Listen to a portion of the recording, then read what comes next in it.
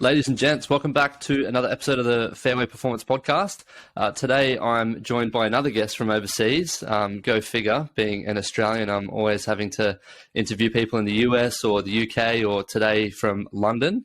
A man by the name of Mark Bull. I've been really interested in his work, seeing it online, and I've listened to a couple of other podcasts with you in there and your work with professional golfers and the average golfer as well, in the realms of 3D and biomechanics. So did you want to give us a quick intro, Mark, as to who you are, what you do, and sort of how you came about, working down this field? Because it's pretty niche, and obviously you need to have a lot of research and study under your belt to be able to work in this field, being a biomechanist. Yeah, thank you, Shaun. Appreciate the invitation to come and speak with you guys, to speak with you today. And really my kind of background, I guess, is I was an aspirational young player, like a lot of players. Never quite kind of got to that level, but I was always massively kind of aspirational as far as my own kind of, aspirations in golf to kind of play and perform, and very quickly kind of figured out that obviously that wasn't going to happen, but it still kind of had those great kind of hopes and aspirations to kind of really improve. So I've always had that kind of very kind of expansive mind in some ways from a young age, as far as exploring certain areas. Great loves of mine from really day one, just to kind of go back slightly, things like anatomy, learning, physiology, movement, all these kind of areas that I was kind of really intrigued with. It's almost kind of pre my golf days, going back to, I started playing when I was 13, so almost kind of pre that. So I was kind of very lucky, kind of early on, really, to kind of combine and connect anatomy, physiology, movement, golf, for example, in those kind of early days. And so that was my kind of background as far as really kind of why I now do what I do. So, and it was actually through, this is probably 25 years ago now, if not more, if I think about it. Again, you meet people just in life. And I met a guy called Ramsey McMaster. So Ramsey actually lived in Australia for, I don't know the exact amount of time, but possibly probably close to 20 years before he very sadly passed away in 2011. And you kind of meet people. And I met Ramsey 25 years ago now, whatever it was. And it just kind of helped you kind of connect the dots and create all this great, okay, you can kind of do this stuff. And so Ramsey was a huge inspiration for me, and a real kind of resource to me is as a younger guy, 20, 25 years ago now. And yes, that's kind of really my background, Shaun. A kind of hopeful player, but obviously it was never more than hope. Massively into kind of all things anatomy and movement, as I still am. I'm more obsessed now than what I was 30 years ago around this stuff. So I'm, every day I'm always exploring new ideas and looking for kind of new evolutions and looking at kind of what next and what now, and always trying to kind of expand. And I call them kind of happy conflicts. So we have these lovely kind of internal conflicts in life that you kind of think, am I the issue? And is what I'm doing the problem? So in some ways, it's to cure the disease in some ways. So I'm always trying to look at ways to kind of advance and involve in my stuff as well. So it's as I sit today, it's been a fun kind of 30 years or so, kind of exploring these areas, and long may it continue the next kind of 30 years. Yeah, let's hope we all get that. And you're just like the rest of us, mate. We all have aspirations of playing better golf one day. We all fall short of what our expectations are. Absolutely. So I'm pretty sure even even professional golfers would probably say the same thing. If they don't reach world number one or the sort of rankings that they think, then they obviously fall short, even though they make a very good living and are financially, well off and all that sort of thing. But they probably think they could be better themselves. So you're one of us. You're another man of the people. So the work that you do, I'm connected to reality. Sorry, Shaun, you go. That's all right, mate. So the work that you do is around 3D motion capture and analyzing swings and helping golfers move their bodies better to obviously perform better on the golf course.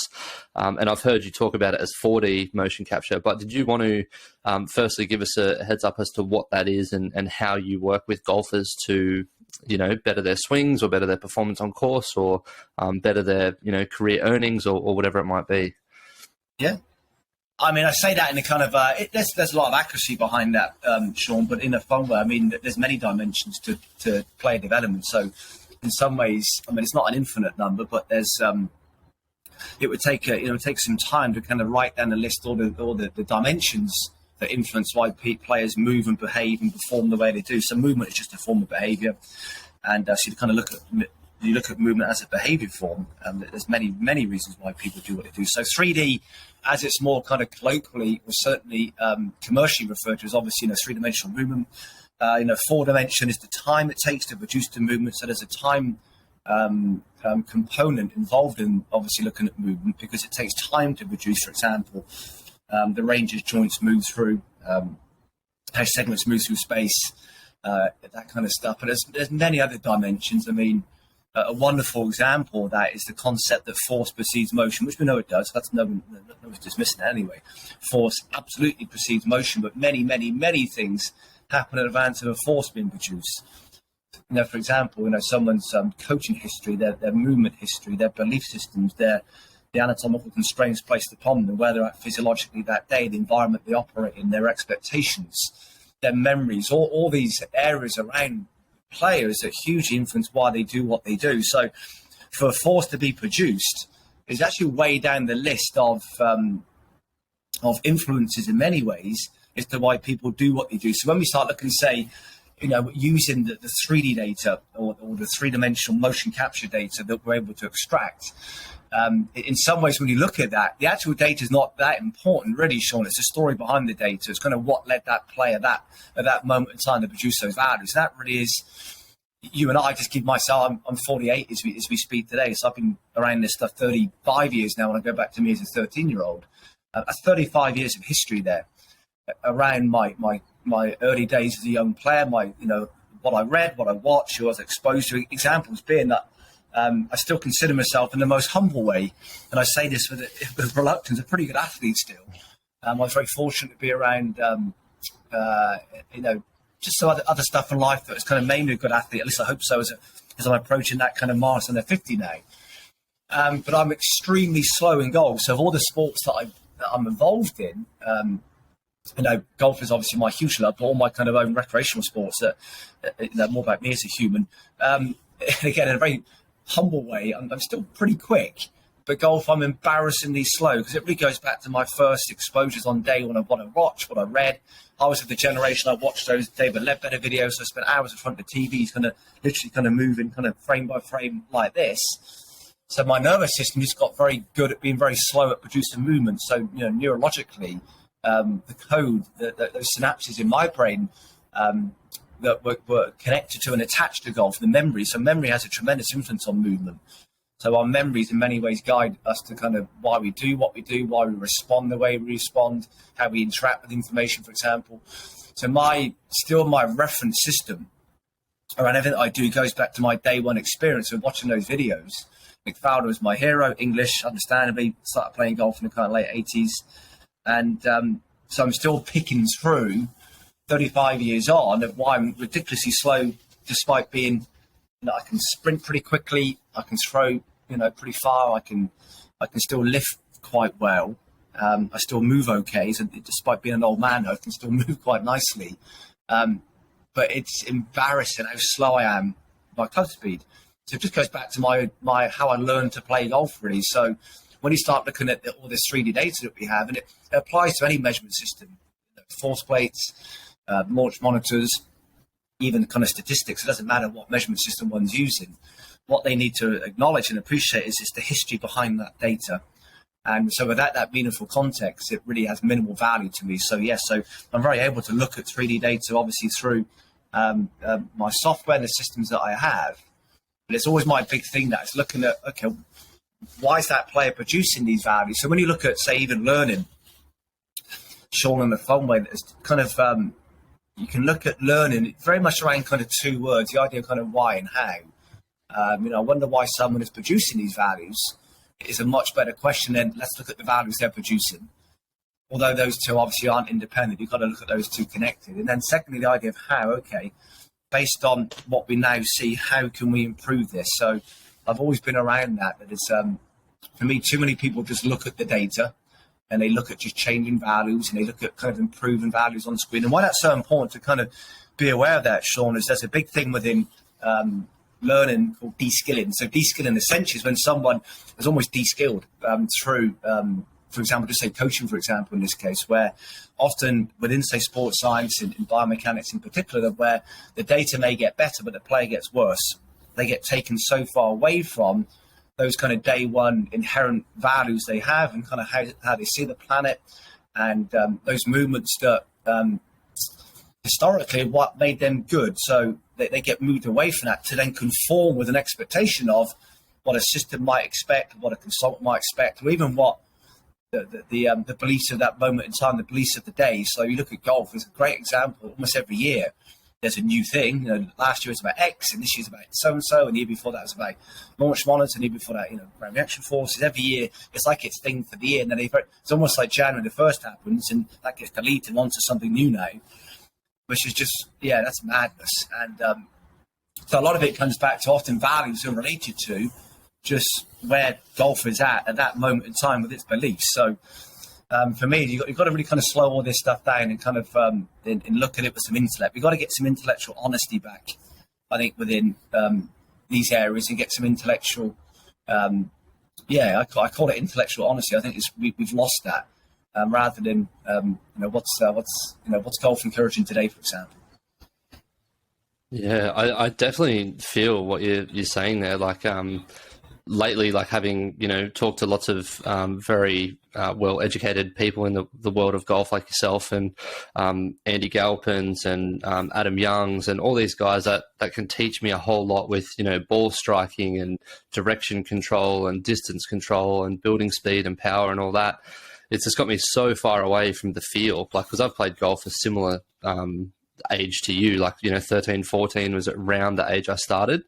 And I've always just been a guy who just sees ball, hits ball. And I've had no dramas with that. It's served me very well, playing off almost scratch handicap, play once a week, twice a week, play pretty good golf. But now that I know so much more, I can just dive so much further into the data. And I find I just shit just hits the fan, and I just don't even know where to look because there's so much to look at. Like, is my spin too high because I'm hitting here? What's my driver doing? Is the shaft too stiff? Is it blah, blah, blah? So too much information can almost be a bit of a curse at times. So I definitely feel what you're saying there. I mean, you got to look at it. I mean, too many guys look at what they don't do rather than what they do. So when you look at, say, data again, I mean, a lot of guys will come in for a session, and where this expectation comes from, I've got no idea. But they're so obsessed around what they don't do rather than actually looking at what they do. So again, it's how you want to look at data again, Shaun, that much of the data can be used to establish why someone moves so well and why someone performs nicely and why someone has good behaviours within movement, rather than looking at what they don't do. So I think it's how you frame it some days that, for me, it's about how do we improve players, not how do we change players. Change and improvement are very different. I can change you and make you a lot worse. So I think when we look at data again, it's got to essentially what it always connects back to, Shaun, is the question. So what question or questions is it you're attempting to answer within this session, for example? So when I look at the players that I'm fortunate to be seeing today, that it's about, okay, what question is it, or what questions are there that you're attempting to improve today? So the data has to always align to that, rather than it takes minimal intellect in any way to kind of go through some 3D data and find 3 or 4 areas that don't particularly align with your beliefs. So, you look at it kind of what's unhelpful for player A can be very helpful for player B. The idea of kind of what's one person's disability is actually another player's ability. And so it takes a lot of intellect I think, to kind of really look at how do we get meaningful improvement in players, not just changing data, which is kind of what golf, I think, has been kind of pushed towards in recent times. Look at, we change these data and we've got this and that. Well, often within that, the human was removed from that process in some ways. The human was taken away from that involvement, and it became about getting better data, and club speed's gone up. Yeah, but the guy's now missed 5 cuts in succession. His wrist is in a bad way. He's got this terrible miss, but his club speed's gone up. I actually had it with a situation a while ago. I can tell you a small story, and I was involved in a workshop, a live workshop, and a guy came in. This is in front of a big audience. And I kind of did my presentation, and then the other people took over. So I was kind of, it's part of a kind of a joint day. And within seconds, the question came up: club head speed. And every marker they used and every area they looked at that day was within the 20 or 30 balls they played. Is, has club speed gone up, and how do we increase this force and that torque and that? And I'm thinking, hang on a second, they've not even asked once, actually, how can we help you? And, why are you here and what questions you have and what's your background? So after about kind of 20 seconds, after about 20 minutes, so I apologize, about 20 minutes, I kind of said, look, hang on a second, look, all you're looking at is club speed. Where's this obsession with club speed come from? We actually haven't asked the guy, how can we help? And every marker you've been using is around trying to improve club speed. So I said to the guy, look, he goes, yeah, I've got a really sore neck and I keep hitting a toe connection.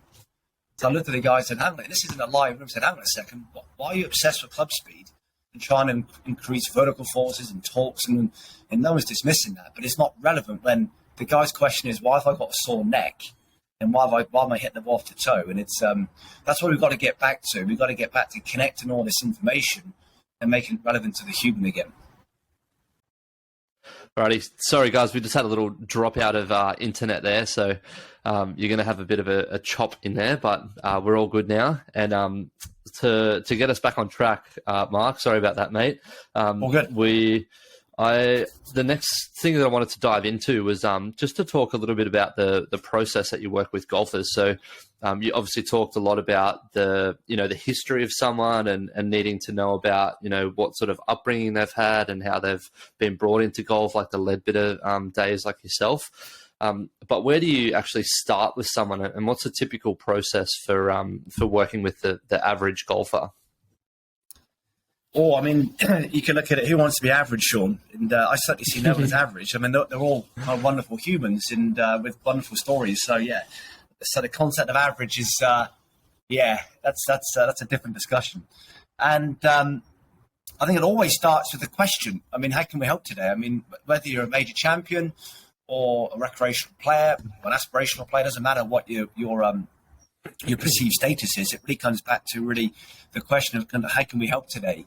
And so for me, it always has to align back to that. What it never is we have this information. Let's look. I mean, there has to be some meaningful connection attached to it. So it always goes back to that. So I'll give you an example, actually, a bit of a little story that I was involved in recently, which is hopefully reinforces the importance of this. So I was doing a live seminar with a group recently, and I was part of like a selection of people. So I kind of did my stuff in the morning. And in the afternoon, they were doing some live workshops where I was hitting some balls, and almost within seconds, club head speed came up. As it does. I mean, it's almost like the obsession of some at the moment. It's like it's just an obsession with some people, club speed. And I'm not dismissing club speed. I'm just saying it's just an obsession with some. And where every time the guy hit a shot, the immediate feedback was, we've got to improve this torque and that force and that timing of that peak. And I'm thinking, well, hang on, you've not even asked the guy yet how we can help him and why is he here and what his background is and how he would define a good experience rather than what you would define a good experience. It's very, very different. So this goes on for about 10, 15 minutes where he's just hitting balls in every single shot. The audience and the guys involved were saying, well, we've got to get that torque better and that force vector in a different place. I'm thinking, this is staggering. Is it just me seeing this? So about 15, 20 minutes, I said, look, can I just stop, guys, and ask a question? Can I ask you as the player now, how can we help you today? Because I've got a sore neck in a toey connection. So I said, then why are you referencing club speed to the other guys involved that day when the guy's got a bad neck through the way he moves and also just the way he lives through the shape of his neck anatomically and a toe connection? So why are you looking at force vectors in club speed when the guy's question is neck pain and a toe connection? And the audience just goes dead quiet. I think this is just staggering that we've got to this place now where someone will come in and there's almost like, well, club speed. Well, that's not everyone's question, So it has to always go back to that. It has to always go back to, I think about the players I've got very fortunate today. My question will be, how can we help today? And how will you define whether this has been a helpful experience? And, one of my favorite questions always is, Shaun, we have this time today, we have this information, how would you like to use it? So we've got to get back to the player uses the time and the way, okay, so as you move through a session, that can, as we interact, that can, we can guide them slightly differently based on as things come up, but it always has to come back to, we have this time, we have this data. How do you want to use it today? So that was always the basis of every session. Once you've established really what the player would like from the experience and what the player is looking to improve and resolve, in some ways the format of the session just kind of emerges. It becomes very organic. Okay, well, it's quite evident now if someone's experienced. I think about it, I was with a squad on Sunday, and the first person, I saw a wrist ganglion, they had a ganglion on their wrist, so there's like a fluid release around the tendon sheet in the wrist. So it's quite evident that we've got to look at why there's a ganglion around that wrist. So talking about things like club speed in vertical forces are just not relevant of any nature to that player when they got a ganglion in the wrist, which actually just goes back to how they hold the club and stand at address. So we always have to go back to that. What's the objective? What's the question? What's the person's aspirations, for example? And rather than in some areas, it just this speed obsession, which again, I'm not dismissing it because it's vitally important. It goes back to my own, why am I so bad at golf still? It's because I'm so short. So I need speed. But you look at speed, it's not so much, the speed's not important. It's more important how you produce it and what the mechanism behind the speed is much more important. So for me, that's always the important thing. What is it exactly the person's looking to achieve in a session? Once you establish that, the session itself just kind of almost organically kind of configures itself. Yeah, that's awesome. I love that. It's one of those things that I own a gym in Sydney, as that's been my primary business for multiple years now. And one of the things that we do is when new clients come in, we actually do a 30-minute consult with them and work out what it is that they want. And one of the questions that I ask them is, what does success look like for you, or how are you going to measure success with this 3, 6 or 12-month membership? And like most people, if you ask them what the answer to that question would be, or what they think the answer to that question would be, everyone would think weight loss, muscle gain, or something else. But 90-something%, like 9.5 out of 10 of the clients that come in, they literally just want to come in 2 sessions, 3 sessions, or 4 sessions a week, whatever the number is. And they just want to build consistency, because they know that if they consistently go to the gym and someone's there to sort of kick their ass a bit and keep them accountable to coming in and having an enjoyable environment, they know they're going to get the result, because it's impossible for someone to do 3 sessions a week for 52 weeks of the year, 156 training sessions in a year, and not be fitter, faster, or stronger. I love that question. It's so good that you asked that. I look at, and I think even the word success is problematic for me. For me, it's about self-worth, not success. For me, I say a lot, how do we add value and self-worth to you as a person? And that takes you in a very, very different direction in success. I mean, success for me is... okay, I say this in a fun way, Shaun. That's more aligned with the ego success. So I think when you look at success, it's more, how do we add value to you as a human? How do we add self-worth to you? How do we, how do you like the man in the mirror better? And I give my brother is a good example. He's been extremely successful in business, my brother. He got the brains of the family, Shaun, thankfully. So I kind of got what was left.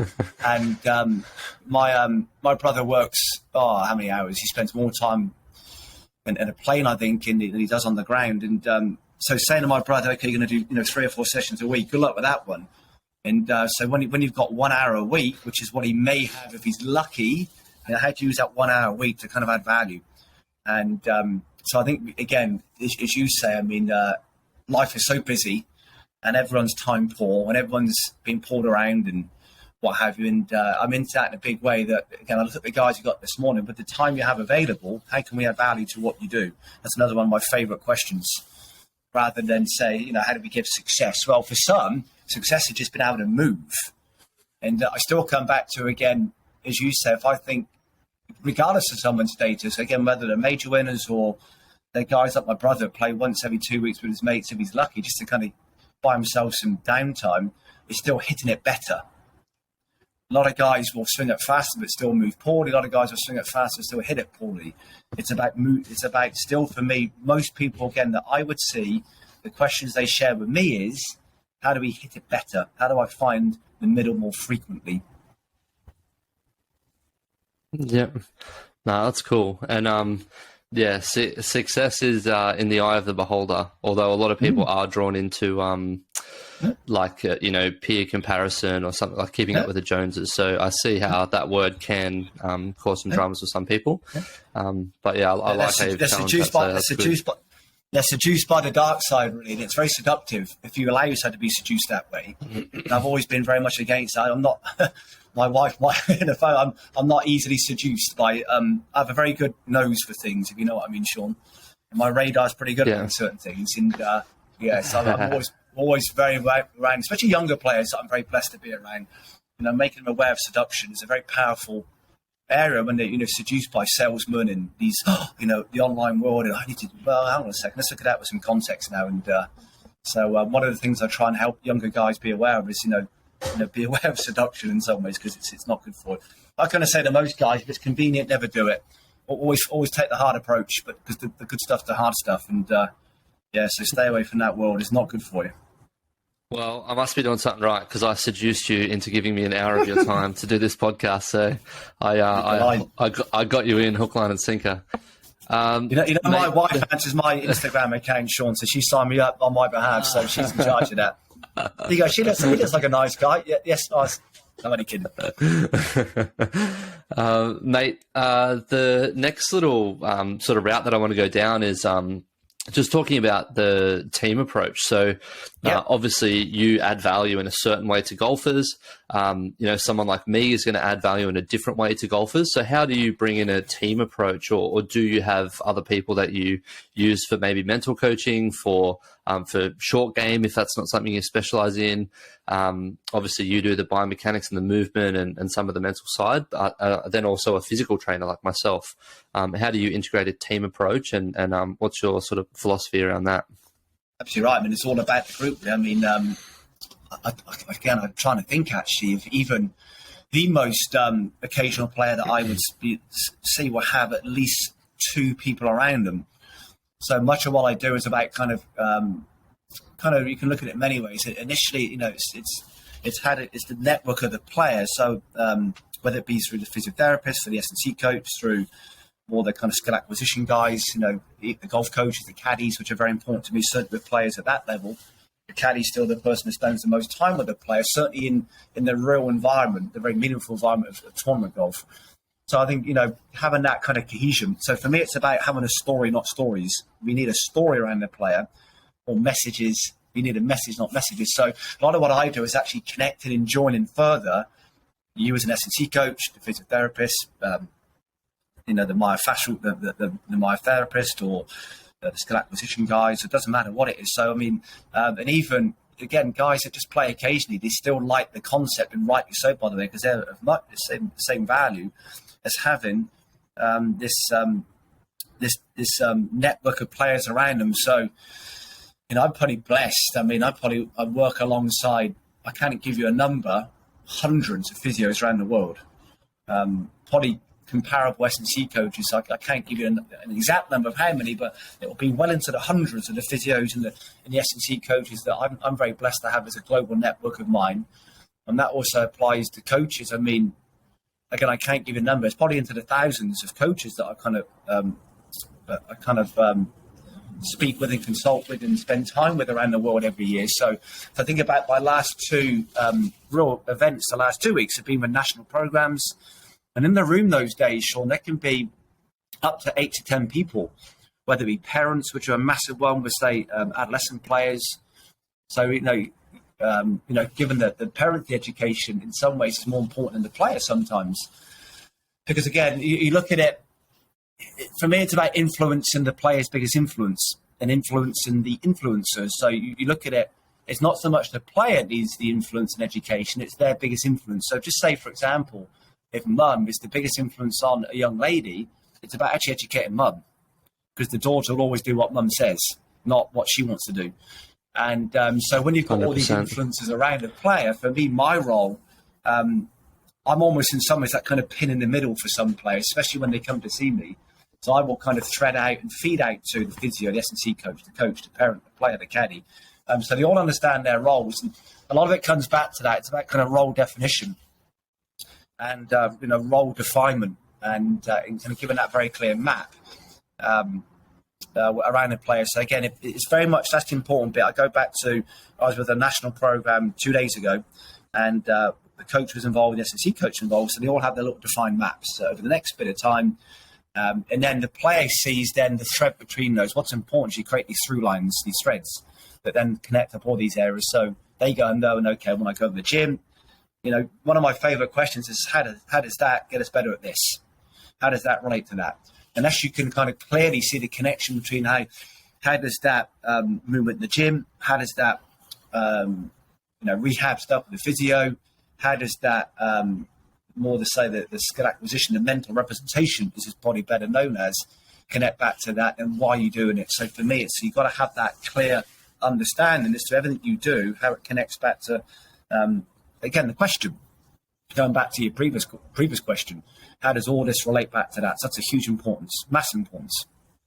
Yeah, and for the average golfer... Sorry, apologies, Shaun, for jumping. Apologies. I mean, that's the biggest one now is my relationship with, say, the online world.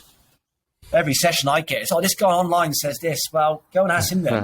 Why are you asking me about a guy I don't know, invariably? So that's almost now we have to involve YouTube in these group discussions now, because most people have a YouTube reference somewhere, which has no meaning in any way, but they attach their own meaning to it at a different level. So they attach a meaning to it, but there's no real meaning to it. And you now almost have the online influences now, which you have to then kind of negate and navigate around. Yeah, 100%. And Instagram is another big one. I get it all the time where people are like, this guy's doing this thing, or this guy does this exercise. And even people who message me, they're like, I've been doing all your stuff off Instagram for ages and it's been really good. And I'm like, well, why were you doing those things? You could already hit it really far. You already had really good thoracic mobility. Why were you doing all the thoracic mobility exercises? Your hip mobility sucks. We end up doing a screening and they are just terrible because they sit down all day. How many guys take supplements without really knowing what they're supplementing and actually missing, unless you've obviously got good blood work and good blood markers and where your blood's at. Guys will take supplements without really understanding why they're taking them. And you can look at that on every level. And that's just the way it is, and it's fun. I mean, it adds some value to some, and it's just another distraction which we have to kind of move around, Shaun. So it's always done with a smile. It's never a stress. Yeah, it is. And TPI have a great saying around that is assess, don't guess.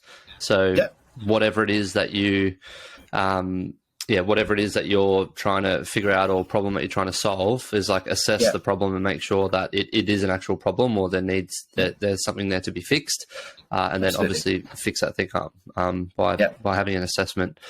And just to go back to what I was going to say before, the biggest team approach thing that I've seen over my shorter time in the golf and fitness realm is just the golf swing coach working with the either the physio or the strength and conditioning coach, and those two syncing up really well, because that's, for most golfers that I work with, the what I'll determine as the average golfer, goes out on the weekend and plays socially and that sort of thing. They generally will have those two people if they've got people on their team or amongst their on their team, and gone are the days where it's here's Adam Scott's swing, here's your swing, you need to do what he's doing, and they can't reach those positions. They're actually seeing people like me to get them to move better, and then they're actually going to the swing coach, and the swing coach is like, oh shit, you're actually moving really well now, let's try these different positions and try this technique, or shallowing the club, or going a wider arc, or whatever it is, and they've got a better bit of clay that they can mold to do these things that this person's asking, and what they're determining as success from their coaching session as. Cool. The next thing I want to ask is so what are when someone comes to see you, what are some signs that you see occurring, or what are some red flags for someone when they really need to make a change in their swing? So they're coming to you, and success for them is I'm probably giving you the answer here, but they want to get out of pain or out of an injury. What are some red flags that you're looking for that show up, or how do you sort of assess that as we need to fundamentally change your swing here? That's the thing that we need to work on. That's actually a far more complex question than a lot of people may perceive it as. That's a good one, Shaun, because it's easy to say pain is an easy one. So pain, historically would be a very easy answer. If someone's in pain, the challenge is pain can take 10 years to present. You can move in a certain way for 1, 2, 5, 10 years perhaps, and it just doesn't happen yet being the key word. So this is where I think biomechanics is very divisive in some ways. This is certainly how I've divided it.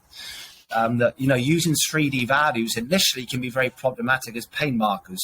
Examples being that certainly within anatomy again, when we look at say joint architecture, tissue resilience, for example, how resilient. So this is not them as as an emotional spirit. This is them more with their bone and tissue architecture. How resilient, how sensitive, and how tolerant they are to certain movements are very dependent on the individual. So you might get someone, as an example, goes through just say that trail wrist in transition. So go through lots of extension and radial deviation in that trail wrist, but their bone structure, their joint architecture, their tissues are very resilient, very not particularly sensitive and quite tolerant to that movement. So they can do that for life and not ever really be exposed to any real pain. Example being someone like Dustin Johnson in transition with obviously how that lead wrist moves. I don't know. I have no experience with Dustin Johnson, but I can only guess, humbly with some experience that he's particularly tolerant, particularly resilient, not very sensitive to that movement. However, I've been around players that have moved through a fifth of that range, to give a crude kind of example, that have had significant pain for years around the wrist, but go through smaller ranges. Why? Because they are not particularly tolerant, they are not resilient, they're very sensitive to certain movements because of the nervous system as well. So how the nervous system, again, responds to certain ranges and certain loads it's exposed to. So that's the issue you have with, say, biomechanics or values, and sometimes these normative references that often encourage these orthopedic ranges, which we need for different reasons. That's different. We need to have these kind of orthopedic ranges for very, very different reasons. But it's pain markers, they're very unhelpful. And that's really my clinical experience being around players, that pain is a great marker and it's a great motivator of pain. You think most things we do in life is about avoidance of pain, whether it be financial, emotional, there's all different levels of pain we can be exposed to. It's how do we avoid these pains? But using 3D data can be a challenge. However, the caveat that then becomes, we know historically, when we look at history of players, if I even say, look, as you and I record this, it's at the end of December. If I look throughout this year, 2022 now, for example, there's movements that players make. Just say the left knee and the left ankle is a good example. There's movements that I see around the left knee and left ankle. Not every player has a knee issue moves that way, but every player has a knee issue has moved that way.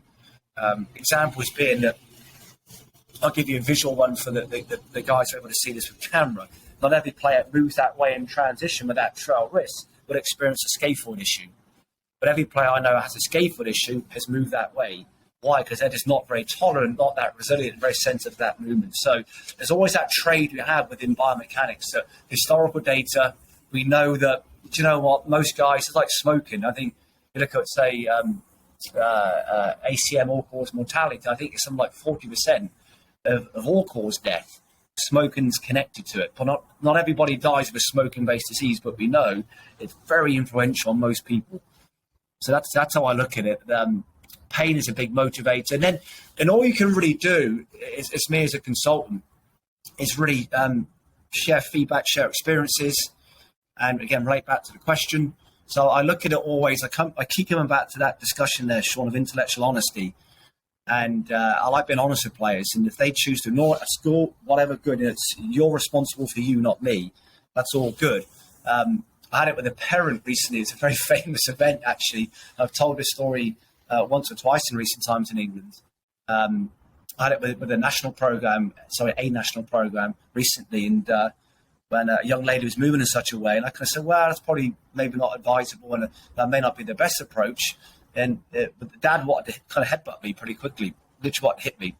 So I was like, how have we gone from, a young lady, she's 16, wonderfully charming young lady, and within a minute, the dad now wants to fight. I said, how have we gone from that, from sharing some feedback that a guy wants to kind of hit me? And I said, you know what, fine, it's your daughter, your risk, you go work it out. I'm out of this, pal. I don't do it for these kind of reasons. Anyway, so 6 months on, I get a phone call from the performance director of that program saying, "Oh, the young girl's torn a TFCC of her wrist." So the triangular fiber cartilage complex in the wrist, she tore the cartilage in her wrist. And my response is, what did I say to you today? I didn't say to you 6 months ago. We had this discussion, but you chose to ignore because the dad's ego got in the way, and now the wrist is bust, as we kind of, humbly predicted. So what do I say to you now? I said I didn't say to you 6 months ago. And I refused to help them. So no, the dad's messed this up because his ego got terribly offended. He was her apparent coach. He's not a coach, but he saw himself as the coach. One of these kind of dad's egos that got in the way of his daughter's well-being and health. So I said, well, the dad's ego bust the wrist. You let the dad's ego go and solve it. And I refused to help him. No one in the small print that says, Shaun, we have to say yes to people. And so this guy was a complete tit. Apologies to the listeners to my language, but this guy was a complete tit. And he has to go and resolve. He messed his daughter's wrist up. And that was like all these discussions, that they were avoidable. They're all avoidable, these answers, these problems. But unfortunately, he got in the way of this. So that's a very sad story. And she's such a sweet young lady as well, and a good player, very good player. Yeah, it's just the classic saying of you can lead a horse to water, but obviously you can't get it to do other things at the water. I don't force people, Shaun. I kind of share it once, and if they don't want to do it, that's cool. That's all good. And I'll still sleep, hopefully, again, humbly well. And if you don't want to do it, it's fine. It's not a stress, but we got to get back to the player must be reconnected with the learning. The player has to be involved in the learning. It's their session, not mine. We've created too much separation in recent years, but it's about, you mentioned the team again. We've gone too much towards the team that the player's been removed from this. The player has to be, who owns the learning? The player must own the learning. And it's our role to educate the players to be aware of their own learning experiences. So they have to be responsible for their decisions. And, certainly as you get to a stage in life, they're big boys and big girls, these people, they're involved in this. They have to be accountable for their decisions they make. Yeah, definitely. And if you look at it as a player is their own CEO, to draw a business example, and they're getting all these inputs from, their swing coaches like their CFO, their mental coaches like their COO, their chief operations officer, the CMO or the CTO is like the technology guy, like it's you doing the biomechanics. So they need to take the information from all these sources, decipher it to the best of their ability, and use the information that you've given them to give them the best result or to move down the path that they want to move down. And then they just need to obviously take ownership of that decision. And it's obviously a harder dynamic with a father and a daughter, but only if you're allowed it to be. Didn't really work out. Only if you allow it to be that. It's down to you that, you can only manage people that like to be managed. And some people don't like being managed, which is the challenge. And again, you look at threads. You look at threads in people again, and I'm very much into that. I've been blessed, and long may continue to work with many, many major winners. Those guys, you only have to share it once with those people. I can't recall any guy at that level, any lady at that level, but I've had to kind of not explain the value of something, but kind of ask them twice. There's a reason why they wear those green jackets and lift up those claret jugs and whatever it might be, is because they are they're hugely in charge of their own learning. You only have to share it once with these guys, and they do it. And there's a reason why many guys don't perform well, because you had to kind of ask them twice. So there's a story there which is pretty evident. Yeah, definitely, mate. The next route I want to go down is a bit more to do with TPI screenings and like the actual sort of like movement and degrees. And I know you mentioned before there's no there's orthopedic ranges that we need to move within, but just in your experience. So with TPI screenings, and I'm sure you're very aware of what they are. They ask us to assess the lower quarter rotation of someone and find 60 degrees of lower quarter rotation by setting up a club at a certain angle, et cetera, 6-iron, and doing this and that. And hip internal and external rotation and to a certain range. And we also want 45 degrees of thoracic rotation when they're seated, legs are together, hands are on a stick, and they're just rotating using their own force, essentially not pulling themselves around. have you worked with these ranges before, or have you had any, people from TPI reach out in terms of like measurements and things like that? And if so, or if not, like what ranges have you found, sufficient for golfers to still be able to swing without injuring themselves and working, without injury? Sorry if that was a bit long-winded. I'm actually very unfamiliar with the process that TPI use. Very unfamiliar with it. I mean, I probably more than most, I'm extremely grateful to TPI for many levels. There's probably a reason why you and I are talking today is because of TPI. So I owe tremendous gratitude to TPI for many levels. So I'm a massive fan of what they do. I've been so absorbed in my own little place for so long, I'm actually not that aware of what they do as far as their screening process now. So apologies for actually just not knowing that. But again, what I say about these, when we know about these orthopedic ranges, I mean, for sure, again, if you looked at every player played in the Open Championship this year, there'll be threads that run through. There'll be variability, of course. There'll be movement variability, there'll be human variability, there'll be very, very different types of variability, but there'll still be these threads that run through most of these players.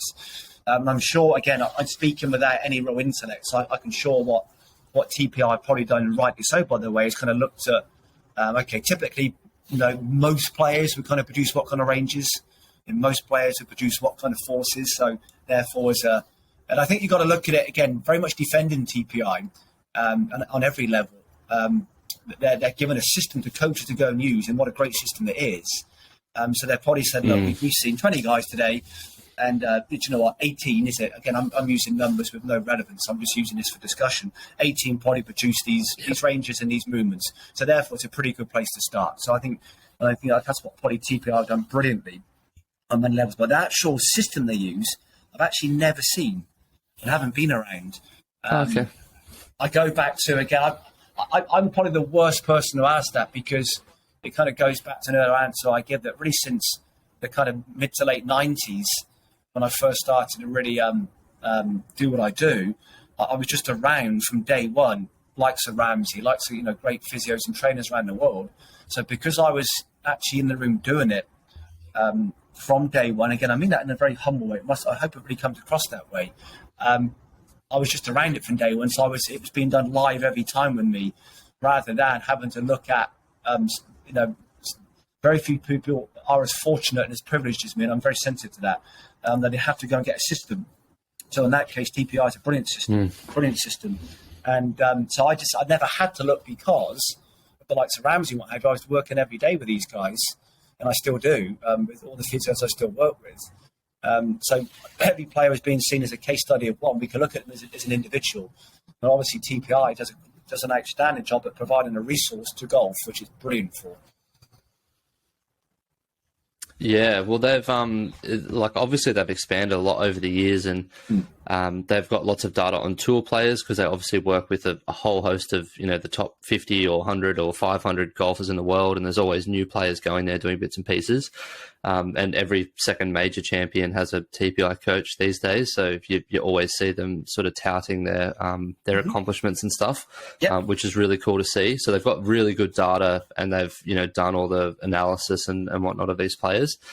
They've also done it with a lot of amateurs and just average golfers that they've had through there, and people like me who go and do their courses, and they get us to do the screenings, and they actually measure the things, and they use us in their data also as coaches who are running through the level 1, certifications and screening certifications and stuff. So there's the more and more data they get, the more and more it's leading to certain certain ranges of motion. Like if we have this amount of range of motion in the hips, like internal, external rotation, we generally don't find that people get sore. So if someone comes in and they're severely limited in that range of motion, let's work on some hip mobility.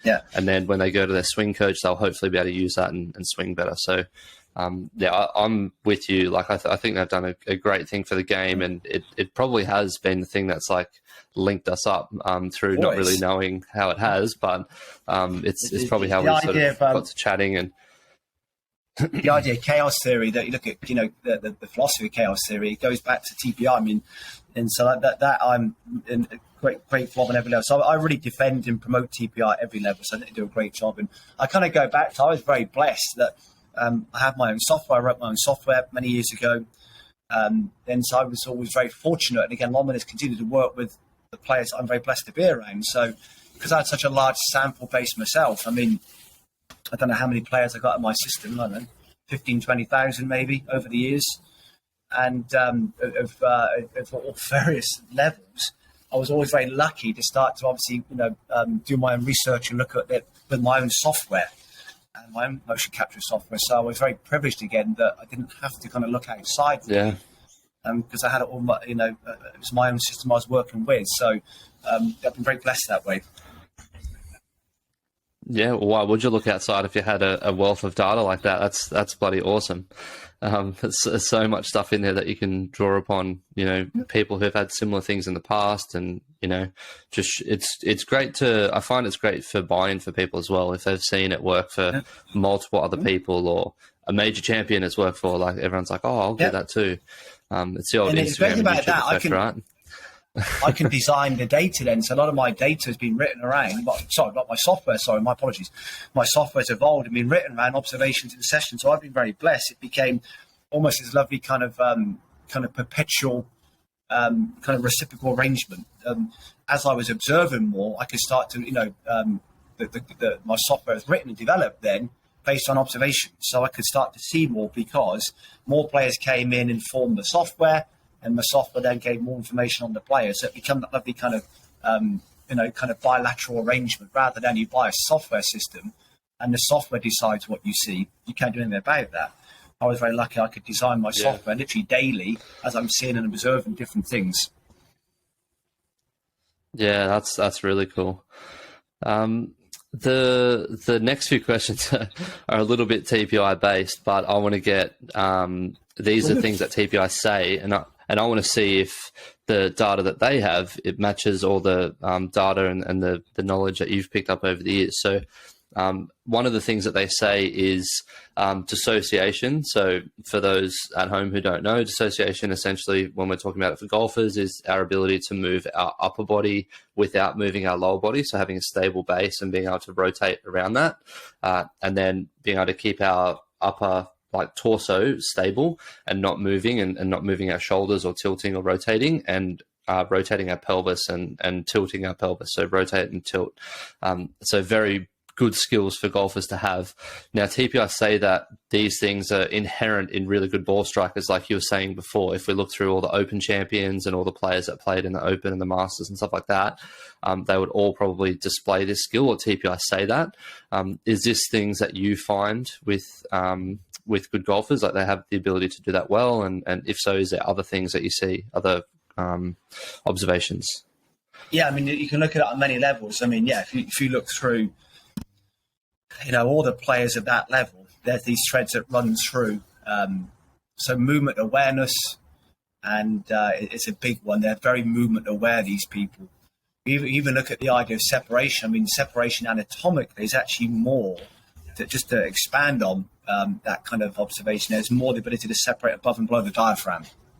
So the idea of pelvis rib cage, absolutely right, because it's the kind of the commercial way of doing it, and completely right. But when you look at it more realistically, and certainly more aligned with anatomy, biomechanics, even physiology, when we look at the diaphragm and breathing, it's how well you can separate above and below the diaphragm. So you look at our gait cycles, our walking cycles, true separation in walking happens around about kind of T6, T7, T8, around where the diaphragm sits. So it's really how well they separate the upper thorax from the kind of lumbar spine pelvis. It's a more accurate anatomical way of looking at separation, rather than, I say this in a fun way, crudely speaking, kind of pelvis and rib cage.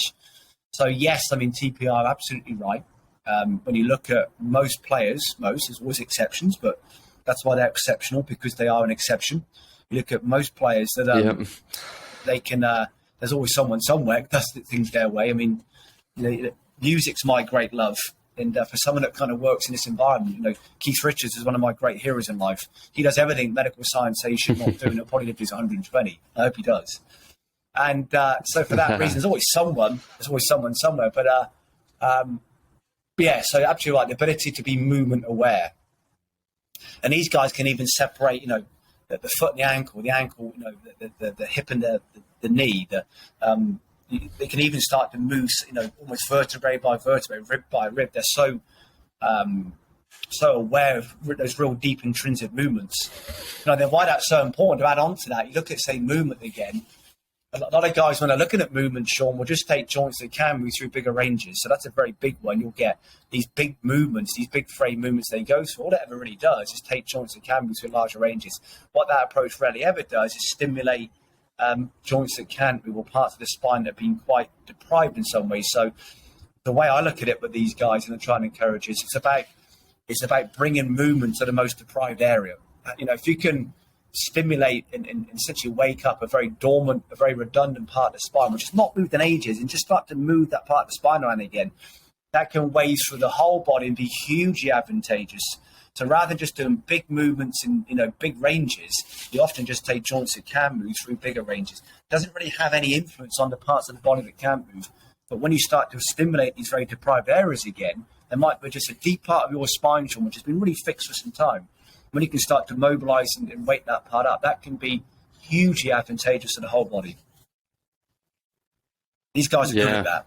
And yeah, well, a conversation I had last week, actually, you would probably really like the interview, was with Andy Galpin, and he was talking about having tendons and whatnot across multiple joints.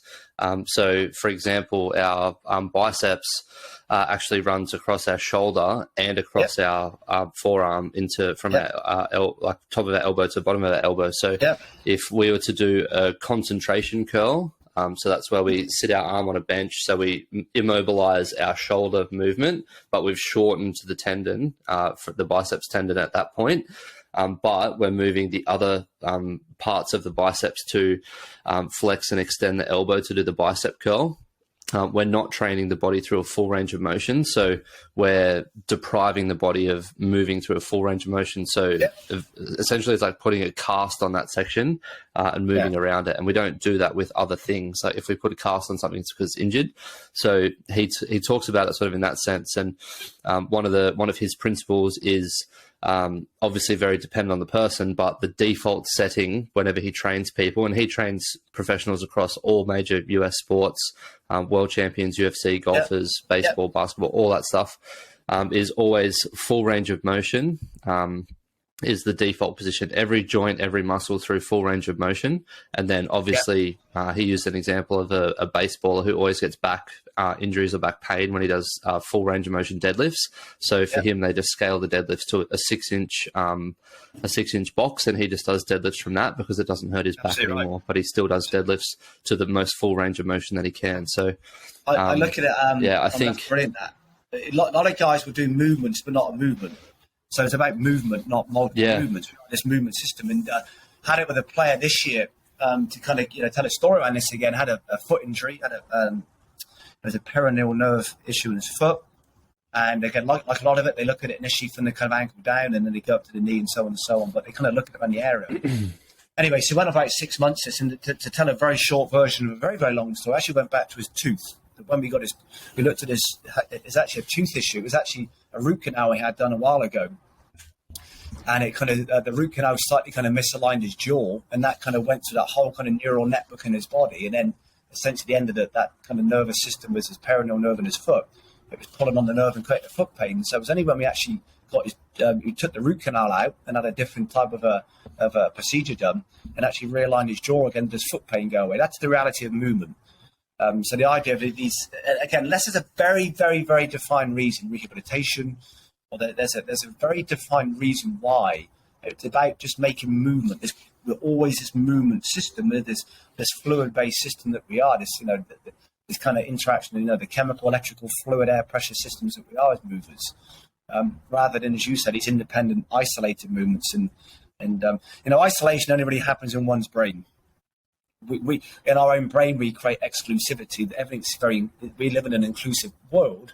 We live in an inclusive, our bodies are inclusive to everything, but we decide to create exclusivity in our own minds. So we decide to see that as exclusive, but I can assure you when you're doing those movements that every toe in the body's active still when someone's doing a bicep curl. Yeah. It's that leads me to like literally the next question I'm going to ask you, which is one of the more common things that I see, and again, this is me coming down to like just assessing people based on a movement screening. So just testing ranges of motion and different bits and pieces that they can and can't do, and whether they're tight or restricted in upper, lower, all that sort of thing. So one of the things that really comes up a lot for me is I find that if someone, so if we're running through the thoracic rotation test and they're a right-handed golfer and they go to do their backswing, so they rotate towards their backswing and they're really mobile and they've got more than 45 degrees of range of motion, they're really good. And then they go to their downswing and they're severely limited. I find a few different patterns emerge from that, just compensations that happen, I guess, through doing lots of golf and being a one-sided sport. So I find that sort of a person, if they're limited in the downswing and the upper body, it means their lower quarter is really mobile. So they can exceed the 60-degree range of motion really easily in the lower quarter because it's making up for the lack of rotation in the upper body. So it forms like a bit of an X pattern. So their upper body sucks on the downswing, their lower body is really good on the downswing, their lower body is really bad in the backswing, but their upper body is really good in the backswing. So you can see like a little bit of an X pattern. The other pattern that I see, so that's the X pattern that I see in people. The other one is they have really limited lower body, so their upper body is hypermobile, or they're opposite. So they're really restricted upper body and they're hunched over like a computer geek. And their lower body is really, really good because they, I don't know, have a standing desk or they just have, good genetics and good hips. So do you see patterns like this emerge in people? And have you got a story of someone recently, like you just sort of mentioned one there about the tooth? Has there been another one recently that you've sort of picked up that was a bit out of the ordinary or one in recent history that you've done? Yeah, I mean, you look at it, not all rotations are made equal. This is where 3D values, again, can be very unhelpful. They give a very loose interpretation or representation, of a rotation, but what it doesn't tell you is actually how that rotation was produced. So for me, when looking at rotation, Shaun, it's more important how they produce the rotation rather than the rotation itself.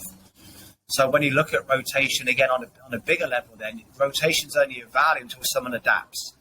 So when someone's moving beautifully, they then start to, how they adapt in rotation, for example, they start to compress through one side, they start to kind of change position, that they start to then see some segmental displacement, for example.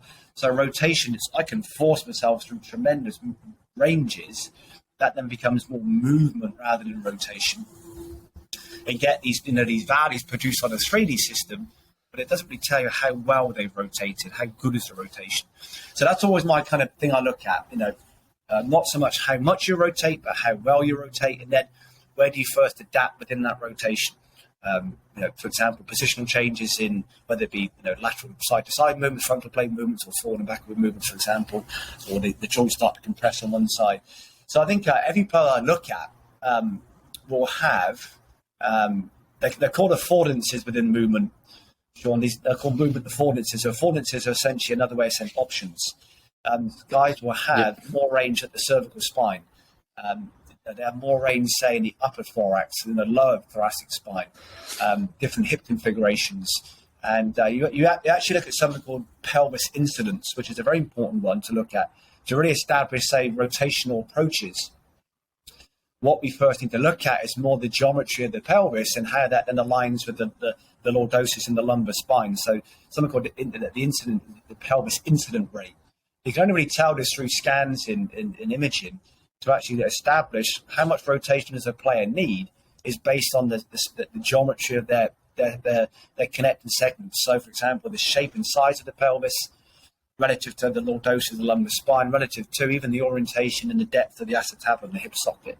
So to really establish good rotational approaches, we actually need to know, even areas like this. But for sure, every player I know will produce more rotations through different parts of their system. And it even then goes back to the shape of the human, something called the helix, the helical structures of the human being. So obviously helix being the Latin word for spiral. Shaun, so looking at the shape of the human being, people will rotate, or even the word rotation, you want to go into some very precise stuff, is even problematic. It's more how they change shape. So we look at human movement, it's just about shape change. all we're doing is changing shape through space. So the rotation has been, for me, it creates a lot of conflict in my own head because we're not changing shape. We're changing shape as humans, but these lovely spirals. So how you change shape, how you rotate will go back to the shape of the frame you're moving around. So, for example, very wide skeletal systems.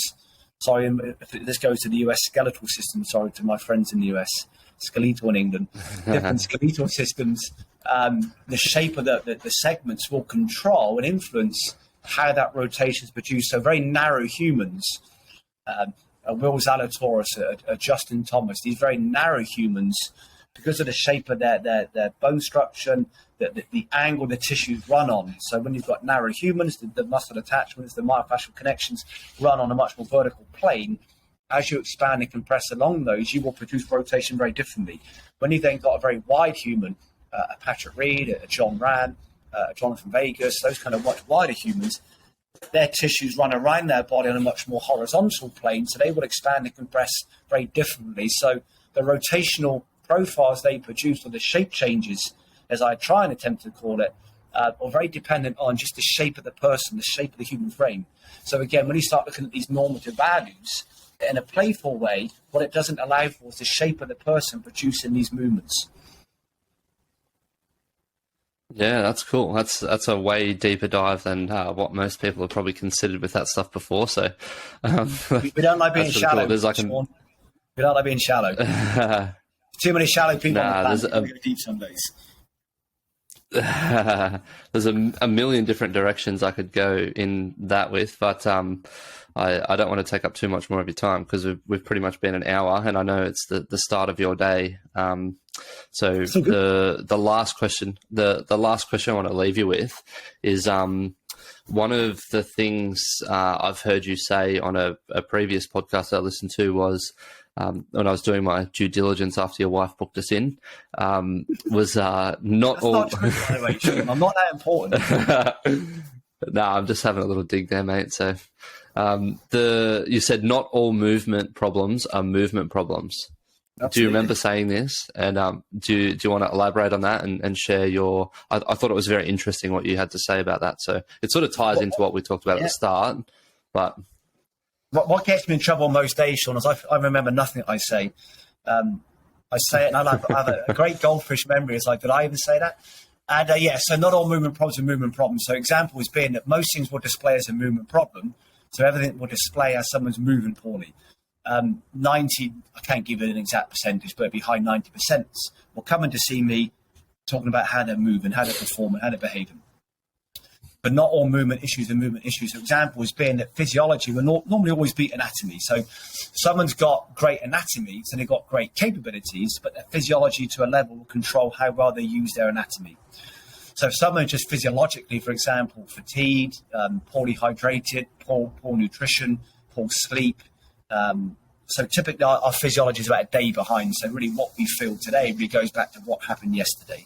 Would be a nice, like the idea of jet lag and hangovers would be a nice example that how you feel in the morning goes back to the night before, the latency in our system. So our physiology in a massive way will control how we move that day. So you might get some guys someday, a lot of alcohol the night before, too much caffeine before, way before that kind of 8 to 12 hour threshold of caffeine before sleep, ate way too late. So, it's only about a 2 hour threshold between your last meal consumption to sleep, had too much Wi-Fi interference at night, too much artificial blue light, poor sleep behaviors, wake up the following day just in a mess, that their physiology is in such a place, there's such a sympathetic pore in their system. They just start to move so badly, they respond poorly, they hit it poorly. So they start, why am I rubbish there? Why am I moving badly? Well, not down to how you're moving. It just goes back to what happened yesterday with all these influences around us. So sometimes you look at it, even a poor psychological profile can connect back to imbalanced physiology, and that absolutely goes both ways as well for balance. So an example, but you can get a player that can miss a green at, say, Augusta on the 18th on the Thursday, and it's like, okay, well, it's okay, I can get up and down, there's no stress. The following day, they might just be, more stressed and, again, slept poorly or, poor nutrition. The exact same shot and then respond very differently. So the situation's not changed. You're just choosing to see it differently now because of your physiology is very imbalanced that day. Another example being that, someone may just been in a bad place at home. They could just been in a poor place with their relationships, whatever it might be. So they react differently. And then I get some guys come in, will hide behind, why is my lead wrist doing that? Why is my spine moving that way? And they start to complain about that. And I'll say, I had it with another guy recently. I said, well, you won 2 major championships holding it that way, so it can't be the way you're holding it's the problem, can it? There's obviously an issue somewhere else. And it came out as some stuff away from the golf course. So they hide behind their movements, but hence I kind of say not all movement issues are movement problems, but everything will display as a movement problem. So when you start looking at the guys moving poorly, you're really looking at why, what's disrupting the movement. It can go back to they had an argument with their girlfriend or whatever, that kind of stuff, or they got the road rage on the way in this morning and that kind of stuff, or they just had too much Wi-Fi activity before bed and they're just in a bad place. But it will always display as a movement issue. The spine doesn't move as well, they're not as viscous in their movement, that their force values, that their profiles are off just because of those influences. Yeah, that's amazing. That's pretty much how you described it last time I heard it too. So I'm glad you used similar examples and whatnot there. So you must remember saying that. I remember because your goldfish memory's not that bad. I choose to see it that way. It's my defence to get myself out of trouble. Did I say that? And but no, it's because it's real. Unfortunately, it's in every session pretty much that I see. Examples being, I saw a guy on Sunday. He's at the college system in the US, and he just landed back in it. We just had a really, really real cold spell in England, like really cold for the last 5 or 6 days. He was moving so slow compared to when he is based in Tennessee, so it's still pretty warm in the US. So he's got 4 layers on, and he's producing some poor values, and things are off. Well, just in a different climate, the environment shifted. Yeah. Yeah, it's just bloody cold, mate. In fact, you got 4 layers on to move through as well. It was very chilly last week. And it's it was just people moved horribly. But that's the context. Again, we've got to get back to that context. We've lost. We've got to look at context. Yeah, definitely. And I think that's a good place to end it as well. If the listeners are out there and they are just thinking it's like a movement thing, it doesn't always have to be that. Although I am always preaching, if we've got limitations, we need to address them, et cetera, et cetera. That's just one piece to the puzzle. The other piece, and probably the bigger piece, is the stuff between the ears and the things that you do day to day. Because I like what you're talking about before, where our body is sort of lagging. Like our body sort of lags a little bit behind, and the hangover analogy was quite good. Where a hangover is like, because I was drinking yesterday. Have you seen School of Rock, where Jack Black gets asked by the kid when he's a teacher? And he's like, man, I'm so hungover. And he's like, does that mean you're drunk? And he's like, no, it's because I was drunk yesterday. So that's the exact, I haven't seen that. So that's the lagging thing. Yeah. Well, lag just means latency. It's like jet lag is really a change in temperature and light cycles, really. So you can do a lot to mitigate jet lag by, crudely speaking, if you're on a 5-hour time shift, say London to Orlando, you start to actually prepare yourself 5 days in advance of travel. So when you do land, you're somewhat on local time. So you can do a lot to mitigate this stuff. But yeah, it's our physiology controls much. Another example, a guy I know very well, won a major championship a couple of years ago. His wife gave birth to their first child on the Monday. He was always going to win that week because he was just in a good place in life. Just became a dad, which was wonderful, the greatest privilege on the planet. And he was always going to win that week, just because he was just in a great place. So that's the cool stuff around why these guys perform well, and vice versa, why they perform poorly. Not because the amount of lead wrist left flexion they've got, or their vertical timing, or their peak forces. No. That's important. His sleep was different reasons. That golf that you're talking about, his sleep was probably at its peak that it's been at since the kid was born as well. So it's probably gone severely downhill. He was probably riding on oxytocin, in serotonin, dopamine. He's probably just been given bucketfuls of all of it. Not that you can, but you know what I mean. He's probably just all those lovely hormones that we have, and just in a good place. So he was never going to get stressed about missing a green that week, which is why he probably won. So Yeah, perspective. Rory had a similar thing, right? He's had a bit of a resurgence now that he's a dad, and Yeah. golf's a big deal in his life, but he's also got some perspective. John Rahm's the same. They're both guys who've had kids and realise there's more things to missing greens. So cool. All right, mate. So well, let's leave all the questions there. Did you want to share how the listeners can either get in touch with you to work with you? I don't know if you work remotely or whether you're more in person, but I've got listeners, sort of all across the world, like Australia, US, UK, everywhere. So share with us where people can sort of see more of your content and potentially work with you. Just on, obviously, Instagram, I think it's Ball 3D Academy is my name, you call it online, and then my name. And I actually have an online academy, which is actually that again, Ball 3D Online Academy. So all of that stuff you can search online, and I'm happy to help always. And I love being around play. I love helping still. You still get asked a lot as far as I've been very diverse in many years, as far as developing software to working with players to. I still just enjoy working with people, Shaun. It's still my great love. So it's always a pleasure spending time with anyone, regardless. It's always very cool. Cool, mate. Well, thank you for your time. I appreciate you giving up the time before you start your busy work day. I know you've just had a big commute to get set up for work, so appreciate that. And hopefully lots of listeners jump onto your stuff and get stuck into your content and potentially join that academy. Thank you very much, Shaun. You're very welcome. And thanks again for the invitation. No worries, mate. Alrighty, I just hit